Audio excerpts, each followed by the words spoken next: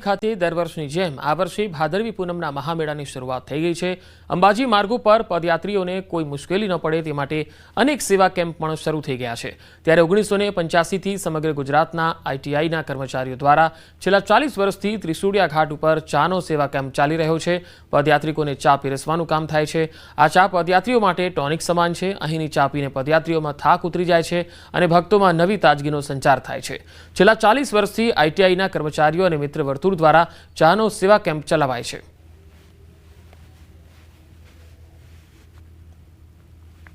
આમાં અમે અમારી જે આઈટીઆઈનો સ્ટાફ અને મિત્ર મંડળ જે સેવા કરીએ છીએ એ અમારી સેવાનો અમે માતાનો ભાવ નાખીએ છીએ અને માતાની અસીમ કૃપા બધા યાત્રિકો ઉપર હોય તો જ આ ચા બને અને માતાજીના પ્રસાદ રૂપે અમે આનું બનાવીએ છીએ। 41 વર્ષથી આ ચાનો કેમ્પ અહીંયા ત્રિશુલિયા ઘાટ ઉપર યોજાય છે અને જે અમે એમ કહી શકીએ કે અમારો 145 કિલોમીટરનો થાક આટલે આવતો પૂરો થયો ઉતરી ગયો। તો ચા તો માની કૃપાથી અહીંયા જે બને છે એ અમે ઘરે પણ આવી બનાવી શકતા નથી અને અમારા તો માતા જે યાત્રિકો છે એ જ કહે છે કે તમે ચા જે 40 વર્ષ પહેલાં બનાવતા હતા એવી ચા જે બને છે એવું લોકોનું મેં સાંભળીએ છીએ। પાલનપુર આઈટીઆઈ દ્વારા છેલ્લા 41 વર્ષથી ચાનો કેમ્પ ચાલે છે। આપને દ્રશ્યો પણ બતાવીશ કે જે પણ ભક્તો આવતા હોય છે તે ભક્તોને જય અંબે કહેવામાં આવે છે અને ચા પીવડાવવામાં આવે છે। દૂર દૂરથી ભક્તો પગપાળા આવતા હોય છે અને જ્યારે ભક્તો અહીંયા ત્રિશુલિયા ઘાટ પર પહોંચતા હોય છે ત્યારે ભક્તો થાકી જતા હોય છે, પરંતુ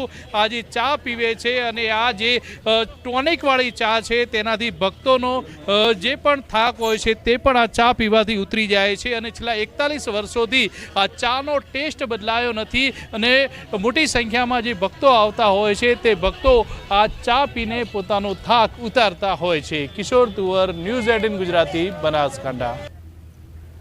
અંબાજી મેળાનો સેવાની સરવાણી વહી રહી છે, જ્યાં ભક્તોની સેવા માટે અનેક સેવા કેમ્પો અંબાજીના રસ્તાઓ પર જોવા મળી રહ્યા છે। જલોત્રા પાસે આવેલ મોબાઈલ ચાર્જિંગ કેમ્પ પગપાળા જતા ભક્તો માટે ઉપયોગી બન્યો છે। ભક્તો પગપાળા અંબાજી જાય ત્યારે મોબાઈલ ચાર્જિંગની સગવડ મળી રહે તે માટે વ્યવસ્થા કરી છે।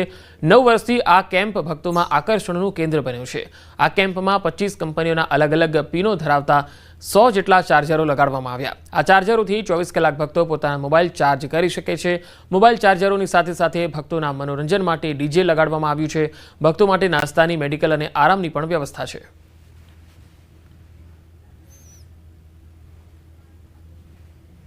ત્યારથી આપણે વિચાર્યું છે કે ભાઈ મોબાઈલ ચાર્જ હોવો બહુ જરૂરી છે અને ખાસ આપણો ઉદ્દેશ્ય હતો મોબાઈલ ચાર્જિંગની સુવિધા અને ધીમે ધીમે માતાજીના આશીર્વાદથી ધીમે ધીમે દરેક વસ્તુ ડે બાય ડે આપણે પ્રગતિ કરી છે।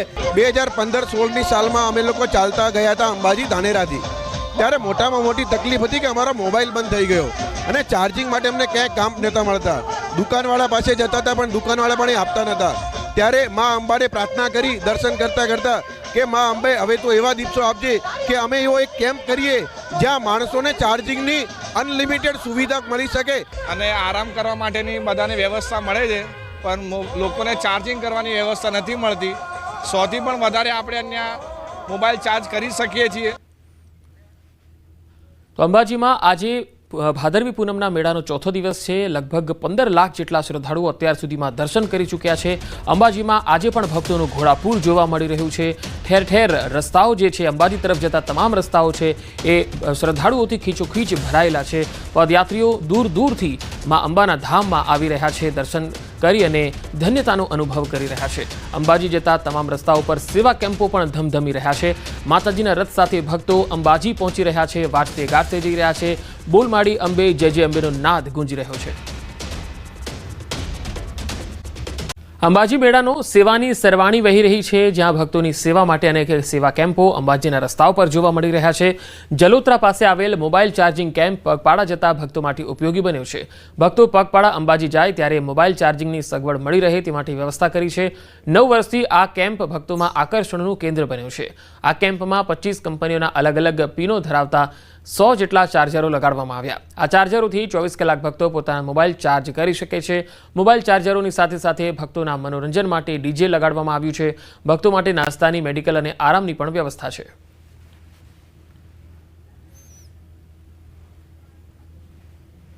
ત્યારથી આપણે વિચાર્યું છે કે ભાઈ મોબાઈલ ચાર્જ હોવો બહુ જરૂરી છે અને ખાસ આપણો ઉદ્દેશ્ય હતો મોબાઈલ ચાર્જિંગની સુવિધા. અને ધીમે ધીમે માતાજીના આશીર્વાદથી ધીમે ધીમે દરેક વસ્તુ ડે બાય ડે આપણે પ્રગતિ કરી છે. 2015-16ની સાલમાં અમે લોકો ચાલતા ગયા હતા અંબાજી ધાનેરાથી. ત્યારે મોટામાં મોટી તકલીફ હતી કે અમારો મોબાઈલ બંધ થઈ ગયો અને ચાર્જિંગ માટે અમને ક્યાંય કામ નહોતા મળતા. દુકાનવાળા પાસે જતા હતા પણ દુકાનવાળા પણ આપતા નહોતા. ત્યારે મા અંબાને પ્રાર્થના કરી દર્શન કરતાં કરતાં કે મા અંબે હવે તો એવા દિવસો આપજે કે અમે એવો એક કેમ્પ કરીએ જ્યાં માણસોને ચાર્જિંગની અનલિમિટેડ સુવિધા મળી શકે અને આરામ કરવા માટેની બધાને વ્યવસ્થા મળે છે, પણ લોકોને ચાર્જિંગ કરવાની વ્યવસ્થા નથી મળતી. 100થી પણ વધારે આપણે અહીંયા મોબાઈલ ચાર્જ કરી શકીએ છીએ.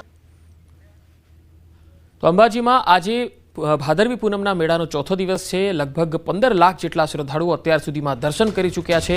અંબાજીમાં આજે પણ ભક્તોનું ઘોડાપૂર જોવા મળી રહ્યું છે. ઠેર ઠેર રસ્તાઓ જે છે, અંબાજી તરફ જતા તમામ રસ્તાઓ છે એ શ્રદ્ધાળુઓથી ખીચોખીચ ભરાયેલા છે.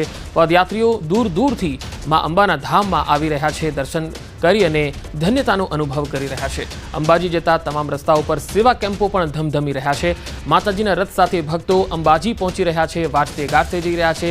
બોલમાડી અંબે જય જય અંબેનો નાદ ગુંજી રહ્યો છે. સુરતમાં નકલી વિઝા કૌભાંડનો આરોપી રિમાન્ડ પર. આરોપી પ્રતીક શાહ 4 દિવસના રિમાન્ડ પર. જપ્ત કરાયેલા વિઝાને લઈ કરાશે પૂછપરછ. સીડીઆર બેંક ખાતાની પણ પોલીસ તપાસ કરશે. મુખ્યમંત્રી ભૂપેન્દ્ર પટેલની અધ્યક્ષતામાં મળી કેબિનેટની બેઠક. 8, 9 અને 10 તારીખે મળનાર વિધાનસભામાં ચોમાસુ સત્ર અંગે કરાઈ ચર્ચા. ગૃહમાં રજૂ થનારા 5 બિલ પર બેઠકમાં થઈ ચર્ચા. પોરબંદર પેરેડાઇઝ સિનેમાને આપવામાં આવેલ ફાયર એનઓસી મામલે મનપાએ હાથ ધરી કાર્યવાહી. લીડિંગ ફાયર ઓફિસર રાજીવ ગોહિલને ફરજ મોકૂફ કરાયા. બિલ્ડિંગને આપવામાં આવેલ બીયુ સર્ટિફિકેટ હાલ પૂરતું કર્યું રદ. જેતપુર નગરપાલિકાના ભાજપના પૂર્વ સભ્યના મકાન પર ફરી વળ્યું બુલડોઝર. કવિબેન સાંજવાના ગેરકાયદેસર મકાનનું ડિમોલેશન કરાયું. સરકારી જમીન પર દબાણની યાદીમાં આવતા ડિમોલેશન કામગીરી કરાઈ. ગુજરાત યુનિવર્સિટીના બોટની વિભાગમાં તોડફોડની ઘટના બાદ કરાયેલા પરિપત્રની અમલવારીમાં ઠાગાઠૈયા. યુનિવર્સિટી કેમ્પસમાં આઈ કાર્ડ વગર પ્રવેશ ન આપવાના પરિપત્રનો નથી થતો અમલ. વિદ્યાર્થીઓ અને કર્મચારીઓના આઈ કાર્ડનું ચેકિંગ ન થતું હોવાનું આવ્યું સામે. અમદાવાદના સરખેજમાં તળાવમાં ડૂબી 3 બાળકોના મોત મામલે વિપક્ષે ઉઠાવ્યા સવાલ. શહેર કોંગ્રેસ પ્રમુખ સોનલ પટેલ અને વિપક્ષ નેતા શહેજાદ ખાન પઠાણે સ્થળ મુલાકાત લીધી. તળાવ પાસે સિક્યોરિટી ન હોવા પર ઉઠાવ્યા સવાલ. રાજકોટ જિલ્લામાં માત્ર આરટીઈ અંતર્ગતની 8 જેટલી શાળાની માન્યતા રદ. ધોરણ 5 થી 8ના વિદ્યાર્થીઓને અભ્યાસ કરાવતી શાળાઓની માન્યતા રદ કરાઈ. શાળાઓમાં બાળકોની સંખ્યા ન થવાના કારણે જિલ્લા પ્રાથમિક શિક્ષણ અધિકારીએ આપ્યા આદેશ. ભરૂચની દૂધધારા ડેરીની ચૂંટણીમાં ભાજપની જ 2 પેનલ આમને સામને. અંતિમ દિવસે બંને પેનલના ઉમેદવારોના ફોર્મ માન્ય રખાયા. ધારાસભ્ય અરુણસિંહ રાણાના ઉમેદવારો મેન્ડેટ વગર ચૂંટણી લડવાની જાહેરાતથી રાજકારણ ગરમાયું. પીયુસી વગર વાહન ચલાવનાર સામે આરટીઓની લાલ આંખ. છેલ્લા 1 વર્ષમાં પીયુસી ન હોય તેવા 2421 કેસ નોંધાયા. આરટીઓએ 12,10,000નો વસૂલ્યો દંડ. પીયુસી કઢાવવાનો ખર્ચ અંદાજે 100 રૂપિયા. જ્યારે ન હોય તો થાય છે 500 રૂપિયા દંડ.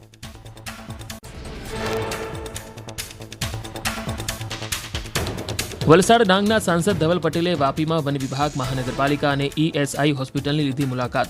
દર્દીઓ સાથે વાતચીત કરી અધિકારીઓને જરૂરી સૂચનો આપ્યા.